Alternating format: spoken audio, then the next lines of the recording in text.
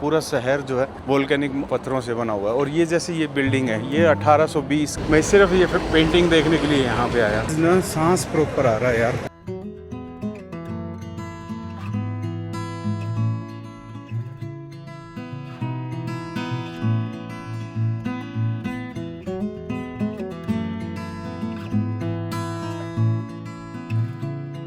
नमस्कार, सलाम, सत श्री अकाल, राम राम जी। एक बार फिर स्वागत है आपका मेरे चैनल पर, मेरी पोल टू पोल यात्रा, मेरी विश्व साइकिल यात्रा पे पेरू देश में। आप मेरे सामने देख पा रहे हो 3 खूबसूरत से माउंटेन।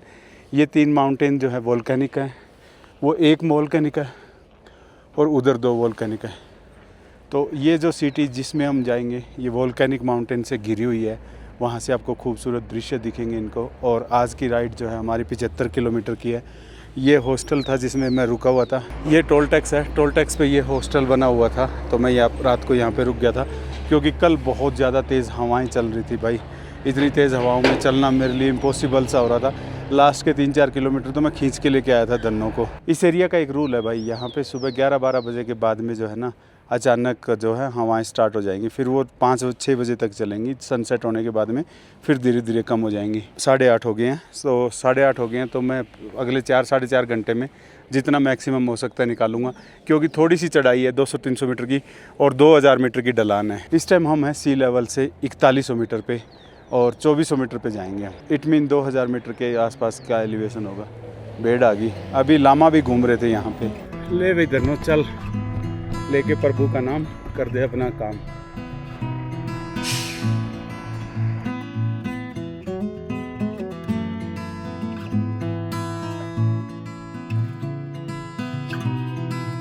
इस एरिया में ना हजारों लामा कह सकते हो या फिर अल्पाका, हजारों यार, हजारों। छोटा होता है ना, दिखता नहीं है। मेरे को आंखों से दिख रहा है, कैमरे से दिख नहीं रहा। रोड साइड भी खड़ी है, ये देखो रोड पे ही। ये नेशनल पार्क है एक तरह से ना, जिसके अंदर से हम चल रहे हैं। लॉजिक कल मैं आपको दिखा रहा था ना कि 3 माउंटेन हैं, 3 तरह के वोल्केनिक माउंटेन है यहाँ पे। तो हम दूर से बहुत ही अलग से दिख रहे थे। 2 वाला माउंटेन वो है, मिस्टी ये है, पीछू पीछू ये है। तो इसमें 3 माउंटेन है ये। तो मैं कोशिश करता हूँ यार एक बार ऊंचा परिंदा ले जाके देखता हूँ कि इसके ऊपर से देख पाऊंगा कि नहीं देख पाऊंगा। कहते हैं ट्रैकिंग भी होती है, मिस्ट्री पे ट्रैकिंग होती है, सुनने में आया है। अभी एक्टिव नहीं है वोल्केनिक ये। यहाँ पे इस एरिया में कुछ एक्टिव वोल्केनिक भी हैं, क्योंकि इस एरिया में अर्थक्वेक बहुत आते हैं। जो रिकीपा सिटी है ना वो इस पहाड़ के बिल्कुल दूसरी तरफ है। पर इस तक पहुँचने के लिए हमें जो है ना 75 किलोमीटर चलना पड़ेगा, 70 से 75 किलोमीटर, क्योंकि यूँ जाएंगे यूँ घूम के फिर वापस इसके पीछे आएंगे। वैसे एक लाइन की तरह देखें तो सिर्फ 20-25 किलोमीटर है। तो एक बार परिंदा उड़ा के देखते हैं।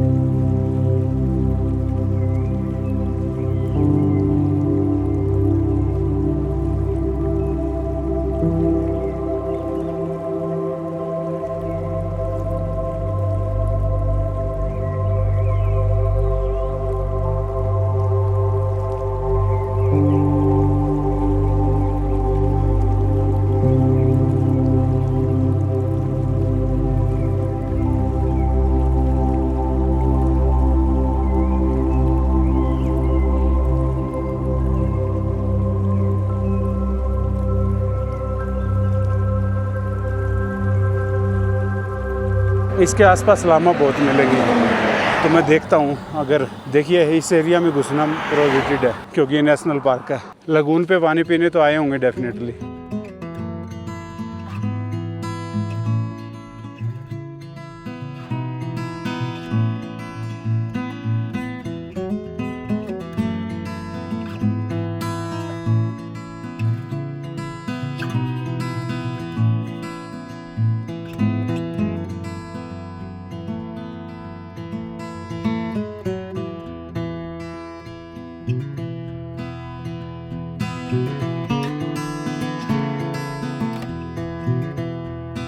अभी हम 4100 मीटर पे और हम जो है अब इस लामा लैंड को जो है बाय बाय बोलते हैं। अब 2000 मीटर का सीधा डाउन है, यहाँ से स्टार्ट होएगा। 2084 मीटर का है, ऐसे 68 किलोमीटर है। इस एलिवेशन पे हमने 1.5 से 2 महीने बिताए हैं भाई। काफ़ी हेक्टिक रहा, काफ़ी प्रॉब्लम वाला भी रहा, काफ़ी अच्छा भी रहा, एक्सपीरियंस भी मिले बहुत सारे। पर अब जो है हमारा नया एक्सपीरियंस होने वाला है। अब हम वापस जो है तो कलामा जैसा आ जाएगा सारा एरिया। तो अब हम दोबारा से आटाकामा रीजन में इंटर करेंगे, कुछ 100 किलोमीटर आटाकामा रीजन में चलेंगे, फिर जो है लीमा की तरफ निकल जाएंगे। तो सुपर फास्ट जाएंगे। अभी बीच में नास्का आएगा तो नास्का भी दिखाएंगे आपको। ये रेलवे लाइन भी साथ साथ चल रही है, ये पुराने वाली है, नई रेलवे लाइन इन्होंने उधर से निकाल दी। और ये वो माउंटेन है पिचू पिचू कह रहा था ना मैं, उसका एक पार्ट है। देखो तो हम बिल्कुल इस माउंटेन के पास में आगे भाई, यहाँ से नीचे पूरी खाई है जहाँ से हम आ रहे हैं। थोड़ा डाउन का मजा लीजिए, अब आएगा डाउन का मजा यार। आज हवा जो है 10:30 बजे चलने लग गई और ट्रैफिक अच्छा खासा है, इतना मज़ा नहीं आ रहा। बाकी व्यू देखो यार सामने, बहुत ही खूबसूरत है ना। अब ये जो गाड़ी आ रही है कानवाई आ गई। अब कानवाई में कितनी गाड़ियाँ हैं, इसमें तो सिर्फ 3 ट्रक है, ये देखिए। और ट्रक पीछे रह गए होंगे, आगे आ गया होगा चढ़ाई पे थोड़ा बहुत। थोड़ा इंतजार का मजा लीजिए।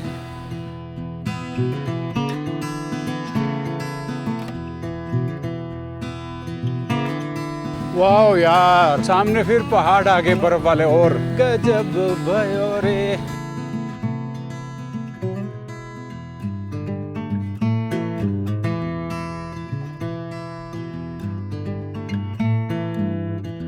ये देखो यार कैसा व्यू आ रहा है, नीचे खाई जा रही है और पीछे देखो 13 किलोमीटर में 500 मीटर नीचे आ गया हूँ, पता ही नहीं लगा, गोली की तरह आई दोनों। तो दोस्तों देखिए इधर तो बादल बिल्कुल साफ़ है और यूँ ही हम आटाकामा में इंटर करेंगे। अब आगे आसमान में ना डस्ट है बहुत ज़्यादा, तो अभी हम आटाकामा में इंटर करेंगे तो वहाँ पे डस्ट होएगी।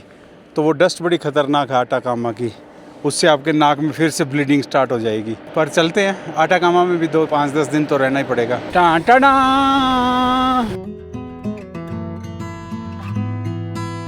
ओ भाई साहब क्या व्यू है यार सामने।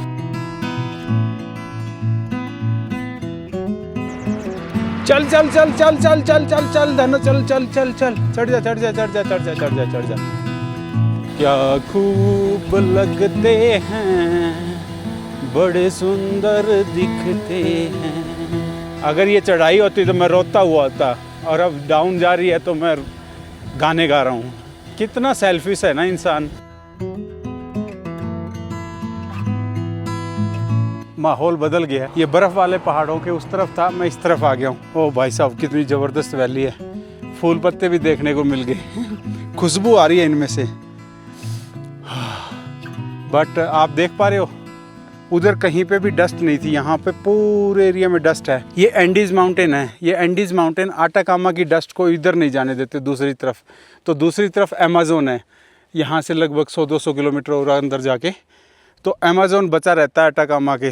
सिर्फ एंडीज माउंटेन की वजह से ये सारा कुछ हो पा रहा है।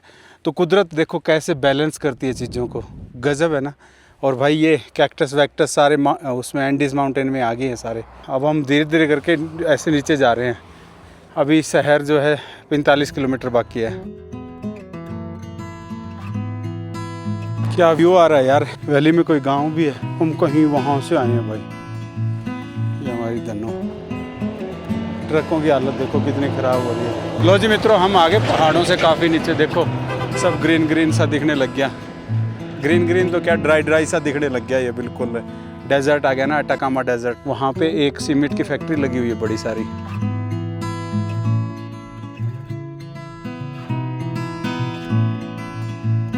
तीन दिन के बाद में कोई शहर सा दिखा है, गांव सा दिखा है। यूरा नाम है इस गांव का।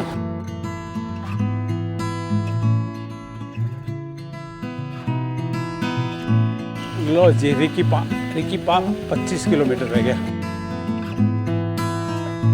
और अभी भी सामने एक माउंटेन रेंज और है, देख पता नहीं वो कौन सी रेंज आ गई यार।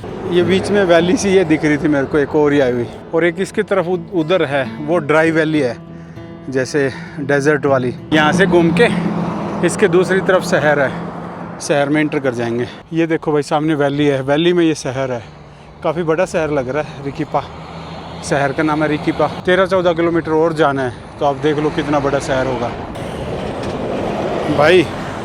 हॉस्टल ताजमहल, अभी मेरा शहर 12-13 किलोमीटर है, पर मेरे को पहले ये ताजमहल कहाँ से दिखा पता नहीं। नया रोड बना दिया सिटी के अंदर भाई, इसके पैरेलल एक पुराना रोड चल रहा है। मैंने देखा कि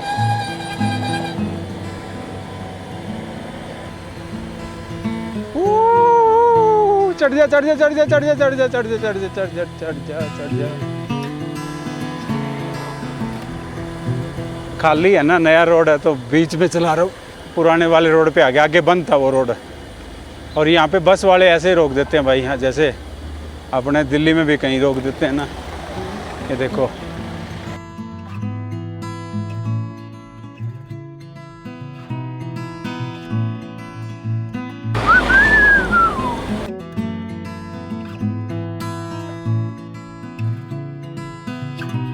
वेकिपा में घुस गए और ये माउंटेन इस तरफ से बड़े ज़बरदस्त दिखने लग गए। अलग ही दुनिया है यार ये। गर्मी भी अच्छी खासी होगी। कपड़े मैं सोच रहा हूँ 3-4 किलोमीटर रहता है, जाके बदलूंगा। पसीने में चल लेता हूँ। सी लेवल से हम 2450 पे आ गए। ये खड़ी है भाई मारुति 800।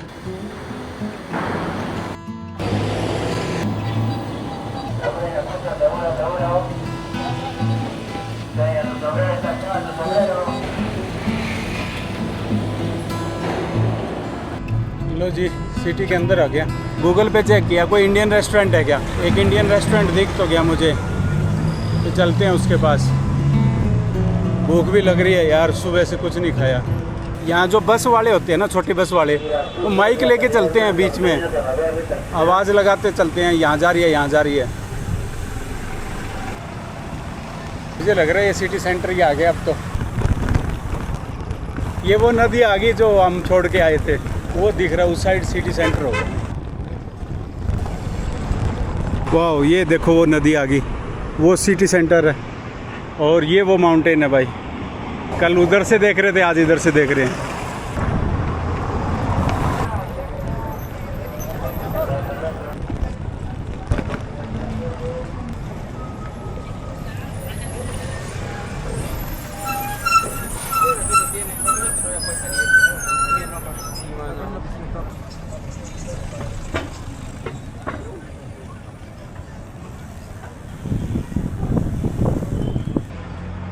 लो भाई, ये कोई इंडियन रेस्टोरेंट था। मैं सीधा यहीं पे पहुंचा और पहुंच के खाने का ऑर्डर दिया भाई को। भाई हैं कोलकाता से, तो खाना वाना खा के फिर।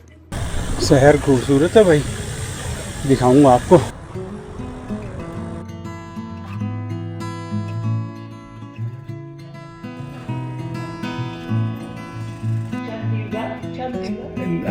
नेम या तो भाई मैंने पूनो में कपड़े धुलाने की कोशिश की थी। लॉन्ड्री वाले ने मेरे को मेरे कपड़े वापस दे दिए। तो आज मैं यहाँ पे लॉन्ड्री करने आया हूँ दोबारा से। तो ये 716 $2 1 किलो के ले रहे हैं। $6 में मतलब 3 किलो था मेरे पास। Thank you so much. 3 kilo कपड़े दे दिए इसको। भाई इतनी बुरी हालत हो रही थी कपड़ों की, पूछो मत। 10 दिन हो गए कपड़े ढंग से धोए को। ये शहर बहुत खूबसूरत है यार। अब कपड़े सुबह 2 बजे मिलेंगे। कल रेस्ट करा जाएगा, थोड़ा घुमा फिरा जाएगा, सिटी दिखाया जाएगा आपका। ज़बरदस्त लगता है यार ये रात को, बहुत ही खूबसूरत लग रहा है। बच्चे खेल रहे हैं और मौसम भी अब वो ठंडा नहीं है, 15 डिग्री टेम्परेचर। आए हाय, तो मेरा तो मन कर रहा है कि कल भी यहाँ रुकूं और फिर चलूँगा परसों सुबह। और सामने ये बिल्डिंग देखिए कितनी ज़बरदस्त है। ये देखो, गजब भयोरे। और मैं ये DJI से बना रहा हूँ यार। नाइट का व्यू देखो कितना अच्छा आ रहा है, बुरा आ रहा है मुझे पता ही नहीं यार। ये सब देख के ऐसे मतलब स्पेन की याद आ रही है। स्पेन जैसा ही है सब कुछ। बाकी सारी हिस्ट्री तो मैं सुबह बताऊँगा, पर देखने वाला शहर है यार। बिल्डिंग सब गजब बना रखा है। रोड वोड आराम से दिखाऊँगा सुबह।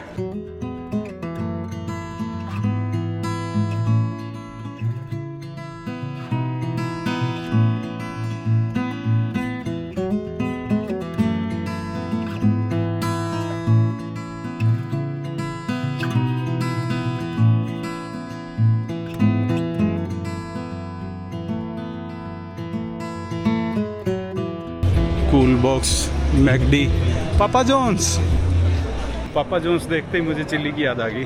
चिल्ली में मैंने बहुत पापा जोन्स के पिज़्ज़े खाए हैं। और आज ना सांस प्रॉपर आ रहा है यार, अदरवाइज सांस में दिक्कत हो रही थी ना।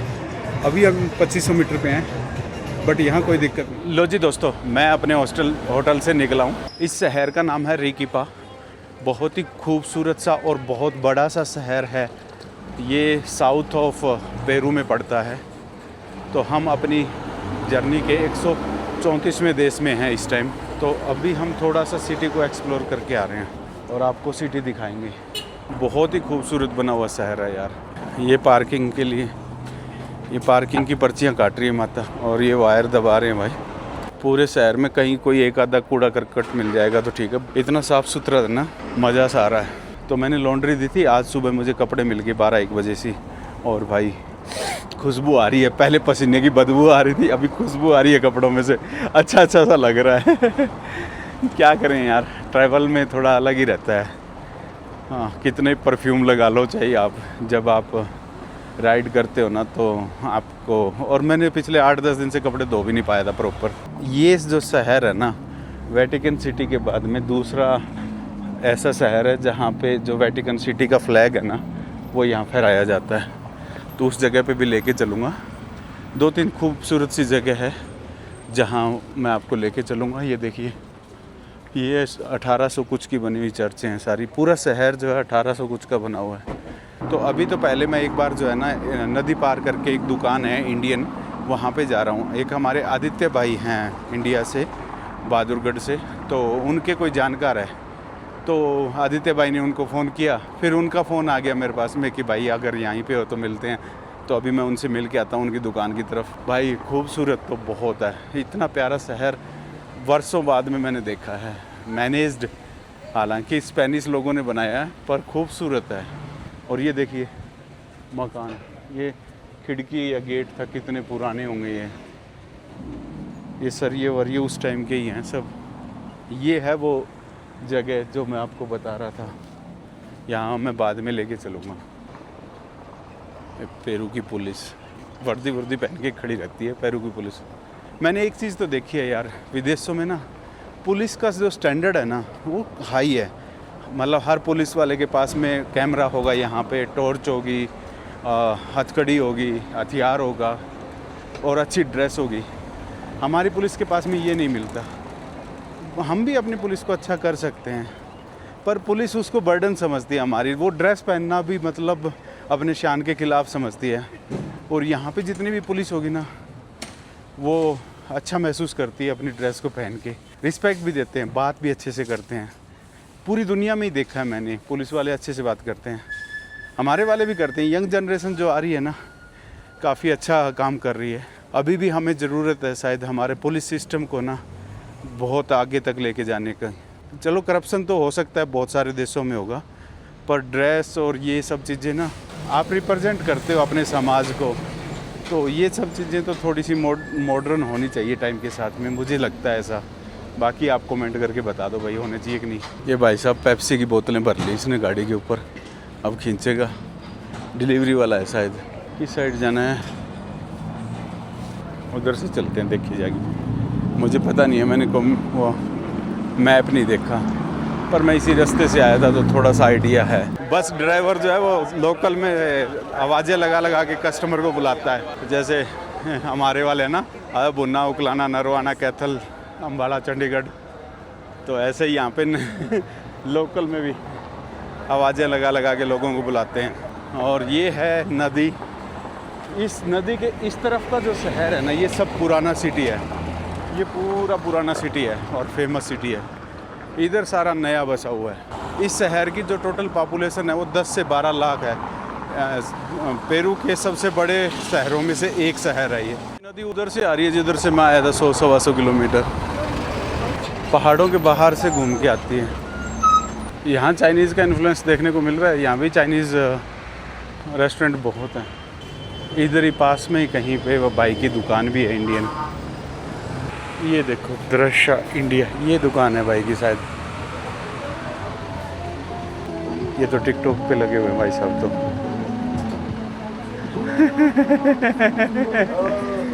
नमस्ते राज, कैसे हैं? कैसे हैं आप? बिल्कुल बढ़िया। मेरे को लगा टिकटॉक पे लगे हुए हैं आप। यस, सेल कर रहे हैं, ओके। ये टिकटॉक कैसे चलता है भाई? इंडिया वाले भूल गए होंगे सारे टिकटॉक, काफ़ी साल हो गए। ठीक ठाक हैं? नमस्ते। तो ये इनकी वाइफ हैं। और कैसे हैं? कितने साल हो गए भाई? हमें हो गए यहाँ पे, मुझे 8 साल हो गए यहाँ पे पेरू में रहते हुए। अच्छा, शादी को? शादी को भी हमारे लगा लो 5 साल हो गए। 5 साल हो गए। बधाई हो आपको दोनों को। Thank you so much. हमारी एक डॉटर भी है 3 साल की, अरे वाह, वो भी यहीं पैदा हुई है। अच्छा। उसका नाम आलिया रखा हमने। आलिया। और जो ये प्रोनाउंस कर सके इनके हिसाब से, तो मुझे उस हिसाब से ऐसा नाम रखना पड़ा छोटा, जो सबके लिए इजी रहे। Thank you, thank you. तो 1800 कुछ में जब पेरू का इंडिपेंडेंस के लिए जो मुहिम चली थी वो इसी शहर से चली थी। तो इस वजह से जो है, इस शहर की वजह से ही जो है यहाँ पे इस देश को आज़ादी मिली थी। तो स्टार्टिंग यहाँ से हुई। और यहाँ के लोग जो है ना, इस सिटी को अपना एक अलग देश भी मानते हैं। सिंबॉलिकल कहते हैं कि हम जो है अपने पेरू से अलग देश है हमारा। इस वजह से इन्होंने अपना एक पासपोर्ट भी बना रखा है सेपरेट, और उस पर स्टैम्प वगैरह भी लगाते हैं। तो अब हम चलते हैं सिटी सेंटर की तरफ, और कुछ अमेजिंग फैक्ट्स हैं इस देश के बारे में या इस सिटी के बारे में, वो आपको मैं बताता हूँ। पिछले वीडियो में आपने देखा था ना कि हम 3 पहाड़ों के साथ से होते हुए आ रहे थे। यहाँ पे 3 वोल्केनिक माउंटेन थे और उनकी गोद में बसा हुआ शहर है यार ये। तो यहाँ पे भूकंप बहुत आते थे, बहुत ज़्यादा भूकंप आते थे। इस वजह से यहाँ के लोग परेशान थे, क्योंकि पत्थर का मकान नहीं बना सकते थे। तो इन्होंने एक डिस्कवरी की, यहाँ पे जो स्पेनिश लोग थे ना, उन्होंने डिस्कवरी की, जो वोल्केनिक लावा आता था उससे पत्थर बन जाते थे। तो वो जो पत्थर थे वो बड़े हल्के होते थे, और हल्के के साथ साथ वो जो है नुकसान नहीं कर सकते थे, और सॉलिड थे, सिलेट बोलते हैं उनको। तो ये सिलेट का बना हुआ पूरा शहर है। पूरा शहर आपको जो है बिल्कुल सफ़ेद सफ़ेद दिखेगा। सिलेट जो होते हैं ना, वो सफ़ेद माउंटेन हो जाते हैं जो कि वोल्केनिक से बनते हैं। ये पूरे जो पत्थर है ना, ये पूरा शहर जो है वोल्केनिक पत्थरों से बना हुआ है। और ये जैसे ये बिल्डिंग है, ये 1820 की 30 की ऐसी बनी होगी। काफ़ी पुराना सिटी है यार ये। अब हम चलते हैं सिटी सेंटर की तरफ। ये सब पुराने, ये कलर वलर कर रखा है, तो कोई स्पेशल परमिशन लेके ही कलर किया होगा। अदरवाइज़ यहाँ पे पूरे शहर में ज़्यादा सा कलर वगैरह अलाउड नहीं है। तो इसको वाइट सिटी भी बोला जाता है। इस शहर को वाइट सिटी बोला जाता है। यहाँ का लोकल नाम है इसका ला क्लाउडेड ब्लैंका। ये देखिए, ये जितने भी है ना, ये सारे पत्थर हैं भाई, वाइट सिलेट पत्थर, या फिर वाइट सिलेट ज्वालामुखी पत्थर, दोनों बोल सकते हो आपको। अब ये जो सामने वाली बिल्डिंग है, ये थोड़ी बाद में बनी होगी, स्टाइलिस्ट है ना वो, तो वो 1900 कुछ की बनी हुई है। अदरवाइज जो वो और पुरानी है वो तो और भी ज़्यादा और बहुत ही खूबसूरत है। अब जिस गली में हम आ गए ना, ये सेंटर है, लोग इधर से उधर घूमते रहते हैं, सारे बड़े बड़े शोरूम वगैरह इसी गली में हैं। ये भाई साहब साइकिल वाले भी आ गए। तो अब आपको दिखाता हूँ, सामने आपको एक दरवाज़ा दिख रहा है। ये दरवाज़ा भी बड़ा फेमस है यहाँ का। और भाई ये जो शहर है ना, चिली का दूसरा सबसे बड़ा सिटी है, लीमा के बाद में सबसे बड़ा सिटी है। इस शहर की पॉपुलेशन जो है 10 लाख से 12 लाख के आसपास है। साउथ में पड़ता है, तो साउथ का सबसे बड़ा सिटी है पेरू का। और मिडल में आ जाता है लीमा। लीमा से दूसरी तरफ जाओगे तो 1-2 सिटी और बड़े बड़े हैं जो कि इक्वाडोर की तरफ जाते हैं। तो हम यहाँ से इक्वाडोर की तरफ जाएंगे तो आपको और भी कोई बड़ा सिटी होगा वो भी दिखाएंगे, और कुछ टूरिस्टिक सिटी और भी हैं वो भी प्रॉपर दिखाएंगे। पर अभी तो हम जो है इस सिटी में आज एक्सप्लोर करते हुए भाग जाएंगे यहाँ से। मेरे को लीमा पहुँचना है बहुत जल्दी, क्योंकि मुझे कनाडा का वीज़ा अप्लाई किया हुआ है, तो उसकी डेट आ रही है। तो मैं सुपर फास्ट जाऊँगा भाई, यहाँ से दिन में 150 किलोमीटर निकालूँगा, और अगले 5-6 दिन में जो है लीमा पहुँचने की कोशिश करूँगा। क्योंकि अभी यहाँ से जाएंगे नास्का, नास्का से लीमा, तो नास्का लगभग 400-450 किलोमीटर है, फिर 450 किलोमीटर लीमा है। तो ऐसे होते हुए जाएंगे। ये देखिए भाई, ये है यहाँ का मेन गेट। और भाई धूप बड़ी तेज़ है यहाँ की, पूरे साल ही धूप रहती है ये। हालांकि ठंड है पर फिर भी धूप तेज़ है। टेम्परेचर 20-25 के बीच में रहता है, क्योंकि सी लेवल से अभी हम 2400 मीटर के आसपास हैं। ये पूरी सिटी 2400 मीटर के आसपास है। और ये आ गई भाई खूबसूरत सी जगह सिटी सेंटर, और ये वर्ल्ड हेरिटेज साइट में भी आता है भाई। पूरा सिटी वर्ल्ड हेरिटेज साइट में जो है माना जाता है इसको। मैंने आपको बताया ना कि यहाँ के लोग जो है थोड़े अलग से ही हैं यार। यहाँ के लोग जो है ना, पहले अपने आप को रिकीपा के लोग बताते हैं, उसके बाद में पेरुवियन बोलते हैं। तो इनको अपनी आइडेंटिटी पे थोड़ा गर्व है। ये है सिटी सेंटर भाई, पूरा एक स्क्वायर बना हुआ है। 1540 में पहली बार स्पेनिश लोग यहाँ पे आए थे। उसके बाद में उन्होंने यहाँ पे आसपास जो है बहुत सारी माइन थी सिल्वर की, कॉपर की, तो उन्होंने इसको बेस कैंप बना लिया, क्योंकि यहाँ से ऊपर ज़्यादा जाते तो हाइट बहुत ज़्यादा थी। तो यहाँ पे उनको ज़िंदगी जीने के लिए सबसे अच्छी जगह वो यही दिखी उनको, और इसलिए वो उन्होंने 2400 मीटर पे ना ज़्यादा गर्मी होती ना ज़्यादा ठंड होती, तो उन्होंने अपना बेस कैंप यहाँ पे बनाया था। तो ये तो अपने जैसे कनॉट प्लेस है ना, वैसा बना हुआ है पूरा, चारों तरफ ऊपर डबल फ्लोर दुकानें हैं। और तो भाई यहाँ पे जो चिली के लोकल लोग थे ना, वो तो इनका ट्राइब वाले लोग थे। उन लोगों का धीरे धीरे करके 1500 से लेके 1800 तक इन्होंने रिलीजन बदल दिया, तो ये यहाँ अब कैथोलिक बहुत ज़्यादा हो गए।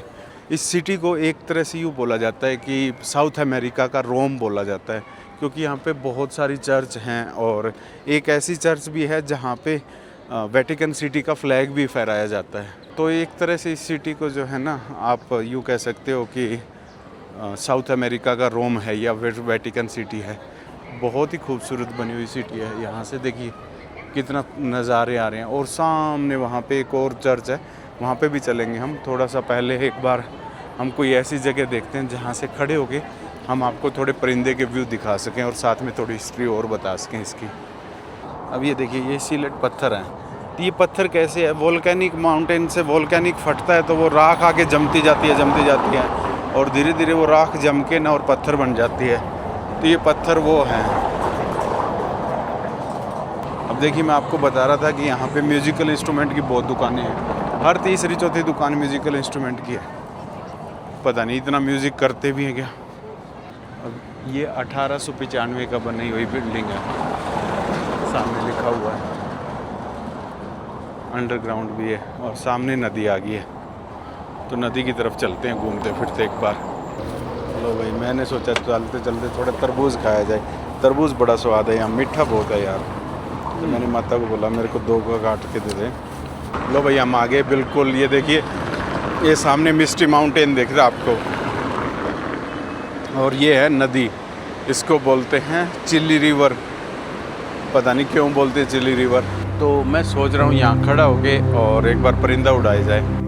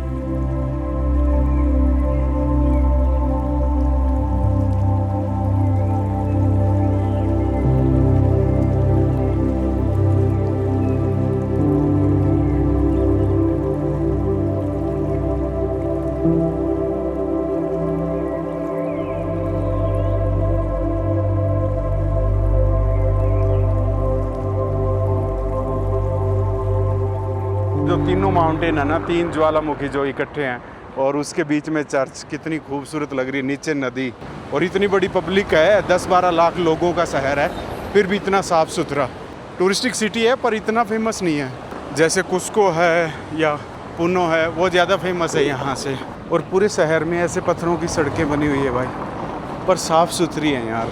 और अब हम जो है ना दूसरी साइड आ गए हैं, जो थोड़ा सा यूँ कह सकते हो आपकी, इतना ओल्ड नहीं है ये।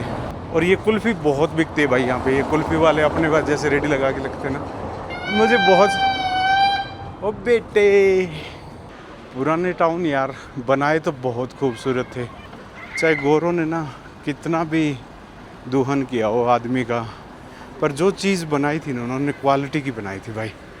क्योंकि लेबर का तो कोई पंगा था नहीं, लेबर फ्री की थी, तो लेबर अपने आप ही बेचारी काट के लेके आती थी पत्थरों को, फिर पत्थर वहाँ से यहाँ लाने, यहाँ ला के फिर इनकी कंस्ट्रक्शन करनी।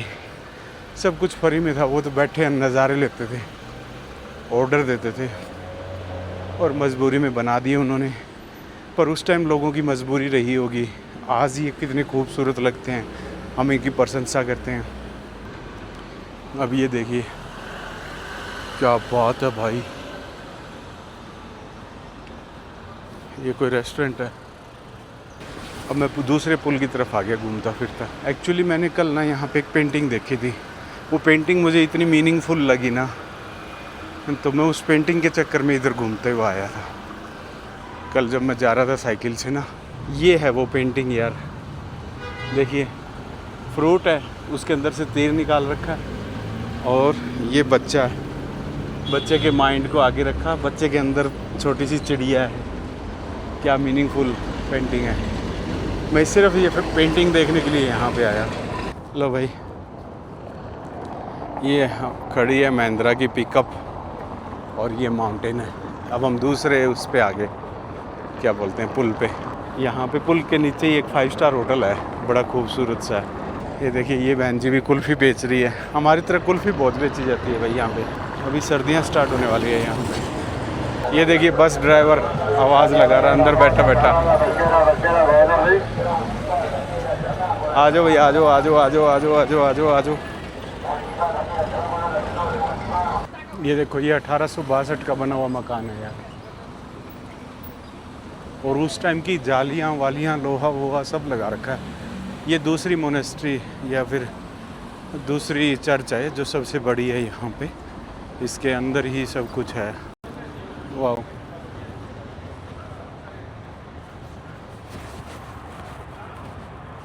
एक तरह से कह दो पुराना किला है ये तो। यहाँ से टिकट लेके और आप इसके अंदर भी जा सकते हो। अरे बाप रे, टिकट पता है कितने की भाई? 50 का मतलब हो गया 1250 रुपये या 1300 रुपये। ये है कैटलिना, इसके अंदर ये चीज़ है, कैथेड्रल है ये एक्चुअली, एक संता कैटलिना है। ऊपर ड्रोन से मैंने आपको दिखाई भी है, ये दोबारा दिखा देता हूँ आपको।